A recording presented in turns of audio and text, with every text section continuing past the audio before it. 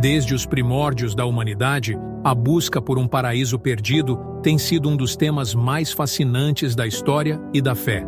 Entre todas as narrativas de um mundo perfeito, nenhuma é tão icônica e significativa quanto a do Jardim do Éden.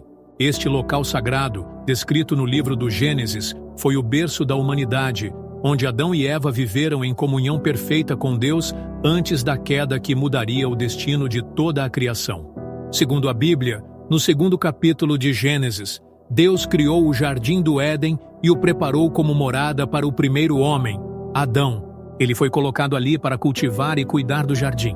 No Éden, todas as necessidades do ser humano eram supridas. Havia árvores frutíferas de toda espécie e um ambiente onde a paz e a plenitude reinavam. Entre essas árvores, duas se destacavam: a árvore da vida e a árvore do conhecimento do bem e do mal. Disse que 4 rios fluíam do Éden: o Pison, o Gion, o Tigre e o Eufrates, o que leva muitos estudiosos a tentarem localizar geograficamente onde o Éden poderia ter existido. Alguns acreditam que sua localização estaria na região da Mesopotâmia, enquanto outros sugerem que ele pode ter sido um lugar espiritual representando o estado original de perfeita comunhão com Deus. O Jardim do Éden era descrito como um lugar perfeito, onde não havia dor, sofrimento ou morte.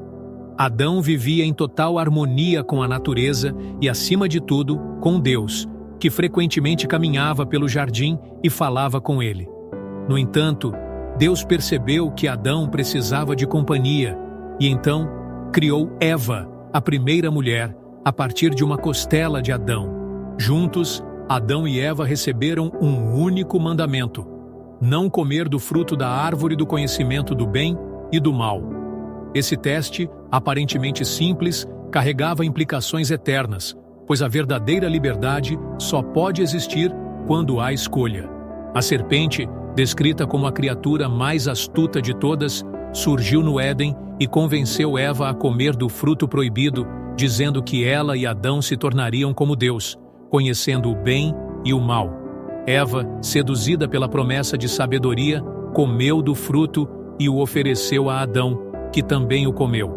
Naquele instante, os olhos de ambos foram abertos e eles perceberam que estavam nus. Pela primeira vez, sentiram vergonha e medo. Tentaram se cobrir com folhas de figueira e se esconderam de Deus.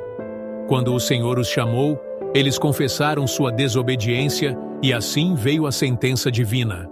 Deus amaldiçoou a serpente, declarando que da descendência da mulher viria aquele que esmagaria a cabeça da serpente, uma profecia sobre Cristo, o Redentor. Eva foi condenada a sofrer dores no parto e a ter sua relação com o marido transformada. Adão, por sua vez, foi condenado a trabalhar arduamente para obter sustento, pois a terra passaria a produzir espinhos e ervas daninhas. O maior castigo, no entanto, foi a expulsão do Jardim do Éden. Deus colocou querubins e uma espada flamejante para impedir que o homem retornasse e comesse da árvore da vida, que poderia torná-lo imortal no estado de pecado. O Jardim do Éden simboliza a comunhão original entre Deus e a humanidade. Ele representa a inocência e a plenitude que foram perdidas com o pecado. Para muitos teólogos, a história da queda não é apenas um relato do passado, mas um reflexo da realidade humana.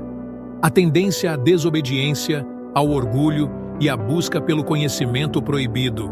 No entanto, desde aquele momento, Deus já havia planejado a redenção. A promessa feita no Éden se cumpriu em Jesus Cristo, que veio ao mundo para restaurar a relação perdida entre Deus e o homem. Por meio de seu sacrifício na cruz, a separação causada pelo pecado foi vencida e a promessa da vida eterna foi restaurada àqueles que creem nele. A busca pelo Éden tem fascinado historiadores e exploradores há séculos. Alguns acreditam que ele estava localizado na antiga Mesopotâmia, entre os rios Tigre e Eufrates, onde hoje estão o Iraque e parte do Irã. Outros sugerem que sua localização foi perdida com o dilúvio de Noé. Há também teorias que apontam para a Etiópia, a Arábia, ou até mesmo uma realidade espiritual inacessível aos humanos mortais. Independentemente de sua localização exata, o Éden continua sendo um símbolo poderoso da busca humana pela reconciliação com Deus e pelo retorno ao estado de comunhão perfeita. O Jardim do Éden continua sendo um dos maiores mistérios da humanidade. Ele representa não apenas um lugar físico, mas um estado ideal de pureza e proximidade com Deus. A história da queda ensina sobre as consequências da desobediência, mas também sobre a esperança da redenção. O desejo de reencontrar o paraíso perdido está enraizado na alma humana. E segundo a fé cristã, esse paraíso não está perdido para sempre.